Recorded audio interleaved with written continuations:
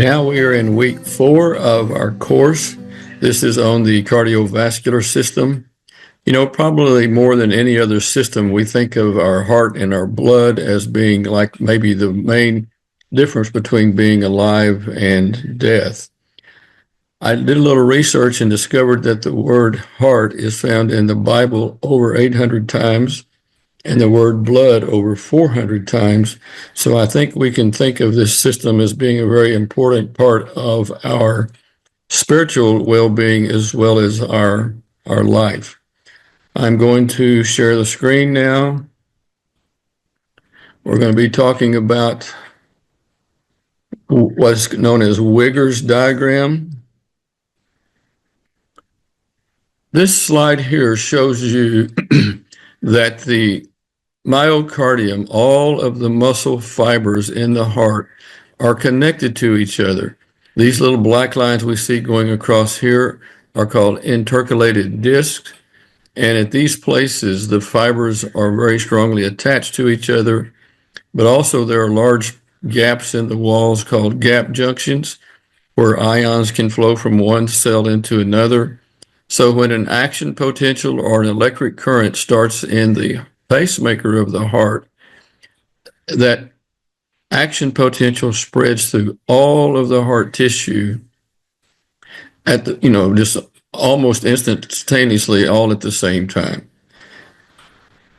Here we see the ECG. An ECG is an electrocardiogram. So what the ECG is showing us is the changes in the electrical activity of the heart. It is not showing a heartbeat. It is not showing contractions. It is showing electrical activity. When the line is flat like it is right here, that means there's no electrical activity taking place. When we see these little bumps, we see a surge of electrical current flowing through the heart. And so this is the P wave, which is the depolarization of the atria. This is the QRS complex, which is the depolarization of the ventricles. And this is the T wave, which is the repolarization of the ventricles. Of course, the atria have to repolarize too, but they do that during the QRS, so we do not see a separate wave for that. This period of time here is important. This is called the PR interval. That's the time it takes for the impulse to spread from the pacemaker, which is right up here, into the sinoatrial node and down through and into the ventricles. That is a delay of about 0.15 of a second. And that is important because it gives the ventricles time to fill up and the atria time to contract before the ventricles contract. If the ventricles and the atria contracted at the same time, the pressure in the ventricles would shut these atrioventricular valves and no blood could come into the ventricles from the atria after that contraction. So this shows the beginning of the contraction. We're seeing the start of the P wave. So the P wave starts, the purple indicates that it has started and it is beginning to spread through the atria. Notice that the atrioventricular valves are open. When the heart is filling, blood just flows straight from the atria into the ventricles. This is because the heart is actually expanding a little bit and creating a little negative pressure in here and is actually sucking blood into the ventricles. This shows a slightly later. Now the atria have completely depolarized. The P wave is over. We're now in the PR interval. That's the time it takes for the action potential to get through here and down into the ventricles. Here we see the beginning of the QRS complex.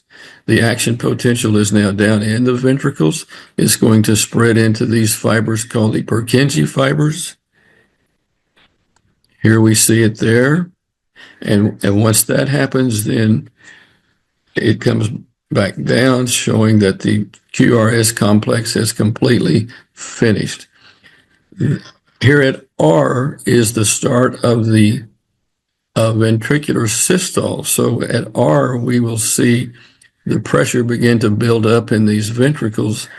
And when that happens, that will push the atrioventricular valves closed so that blood cannot back up into the heart. During this time, the ventricles are completely contracted. The atrioventricular valves are closed, and these valves should be shown as open. They did not draw them correctly. This is the aortic valve. It should be drawn open so that blood can go out of the aorta, out of the ventricle into the aorta. This is the pulmonary valve. It should also be open so that the blood can go into the lungs. There are times when all four valves are shut, but this is not the proper time. We'll talk about that a little bit later. So now we are beginning to repolarize the ventricles. Right here where the ventricles begin to repolarize, that's when the contraction is over and diastole begins. So notice as soon as that happens, the pressure in the ventricles begins to drop. It'll drop below the pressure in the atria, and so these valves will open back up. Okay, so that is the, let me back up real quickly here. Once we back up, we'll be right back where we started. So to sum this up, atrial depolarization, and then atrial contraction, ventricular depolarization, ventricular contraction, and so this is systole or systole, and then diastole or dystole starts right about here and goes to right here.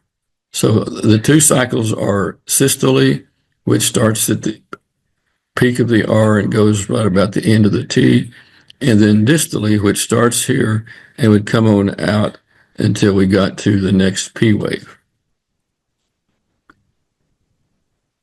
Okay, this is Wigger's diagram.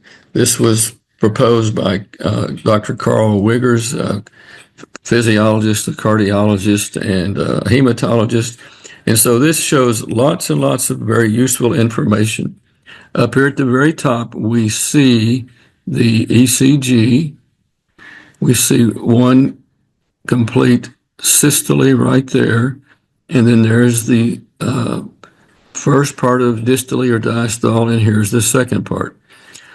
So this is the electrical activity of the heart. In this place, we have three pressures we want to look at. This is the blood pressure in the aorta, the black line. Notice where we're starting here is about 90 and it's dropping down. Then it jumps up to about 120. Then it'll start dropping back down again and gets back down to about 80.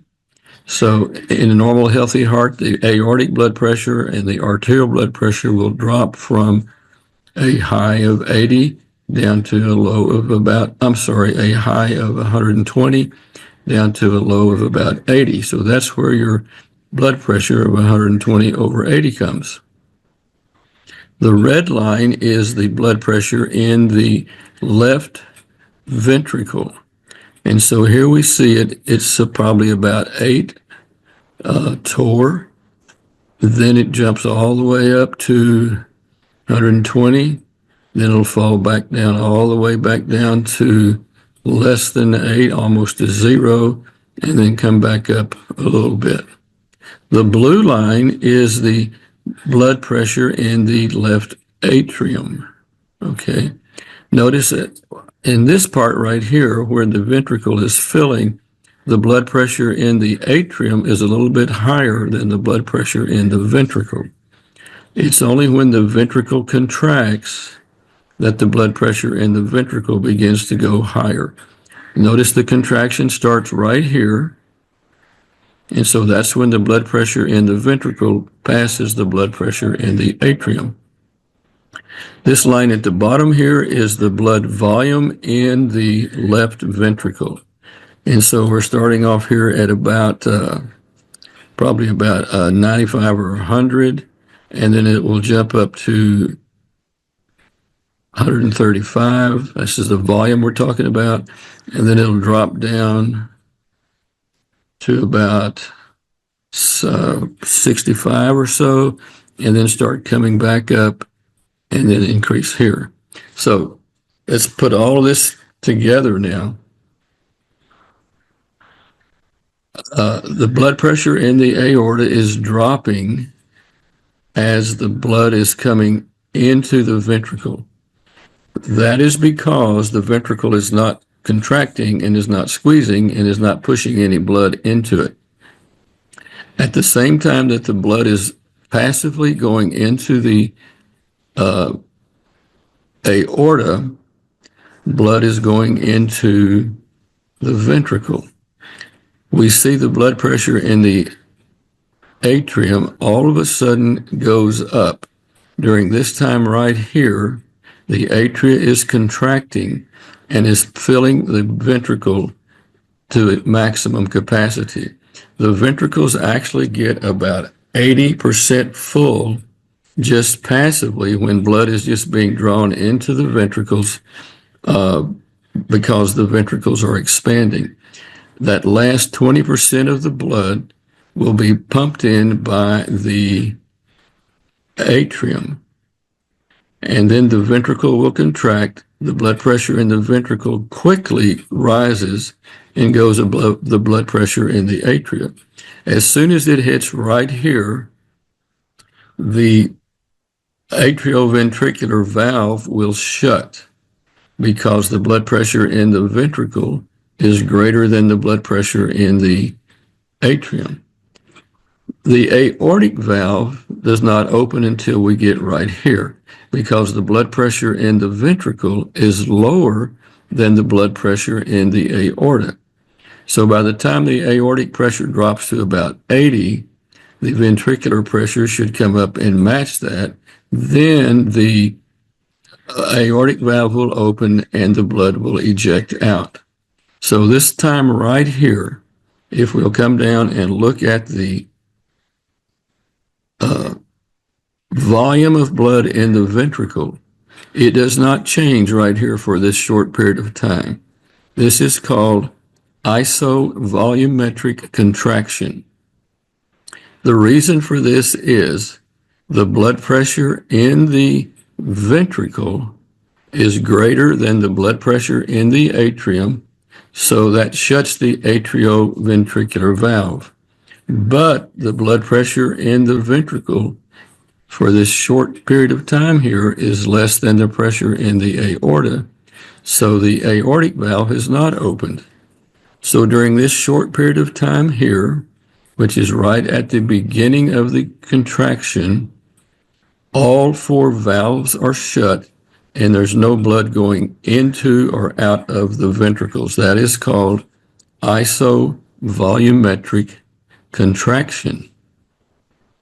As soon as the pressure in the ventricle equals the aortic pressure, the aortic valve opens and the blood will start going out. So the blood pressure will go up in the aorta and in the ventricle, but look at the volume in the ventricle. The volume in the ventricle will drop from about 135 down to about 65. Now, we do not pump all the blood out of our heart. We pump somewhere between 55 to maybe 80% of the blood in your heart. Now, here we have another place where the volume is isovolumetric. At this time, the ventricle's pressure drops below the pressure in the aorta, so the aortic valve shuts. But the pressure in the ventricle has not dropped below the pressure in the atrium until it reaches right here. So the atrioventricular valve has not opened yet. So during this period right here, there is no blood going into the ventricle nor coming out. So that is called isovolumetric relaxation. As soon as the atrioventricular valve opens, then we will see the volume of the blood going back up in the ventricle, and it'll go up until it gets to about maybe 110 or so. And then we'll see a sudden bump up. This bump up right here is coordinated with the contraction of the atria. So that last 20% of the blood that goes into the ventricle is due to the contraction of the atrium. Remember, the atrium contracts right after the P wave. Okay, I think we have a close-up of this. Here we see the atria contracting, pushing blood in through the atrioventricular valves. The pulmonary and the aortic valves are shut. Here we see the beginning of the ventricular contraction. The pressure builds up enough to shut the atrioventricular valves, but does not open the aortic or pulmonary valves yet. So that is isovolumetric contraction. Then we will reach enough pressure that the aortic valve and the pulmonary valve will open. So now we have the ejection phase. Blood is going out of the ventricles into the pulmonary and into the aorta. Then the ventricle begins to relax. As soon as the ventricle begins to relax, the pressure in the ventricle will drop below the pressure in the aorta or the pulmonary trunk.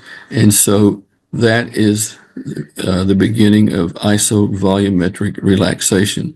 All four valves are shut here, and all four valves are shut here. As soon as the pressure in the ventricle drops below the pressure in the atrium, then the atrioventricular valve will open and the blood will start coming back in again. Okay, this is showing pretty much the same thing. Here's where the blood is being pumped in. The last 20% of the blood is being pumped into the ventricle. See, this is atrial systole. The atria are contracting, pumping that last little bit of blood into the ventricle. Then the ventricles begin to contract. We don't see it on this diagram, but the isovolumetric contraction is right here. As soon as the pressure in the ventricle increases above the pressure in the aorta, blood will go into the aorta and the pressures will both go up. As the ventricles begin to relax and the pressure is coming down, the atrioventricular valve will be closed, so blood cannot come back in. So this is isovolumetric relaxation. The pulmonary valve will shut right here. As soon as the pressure in the aorta, I'm sorry, I didn't mean pulmonary valve, I meant aortic valve. As soon as the pressure in the aorta is higher than the pressure in the ventricle, then the aortic valve shuts. The atrioventricular valve will not open until it gets right here. Okay, so this is Wigger's diagram, and I suggest that you maybe come back and look at this video again after you've studied all this chapter. Okay, I am going to close this video now, and good luck on your studies.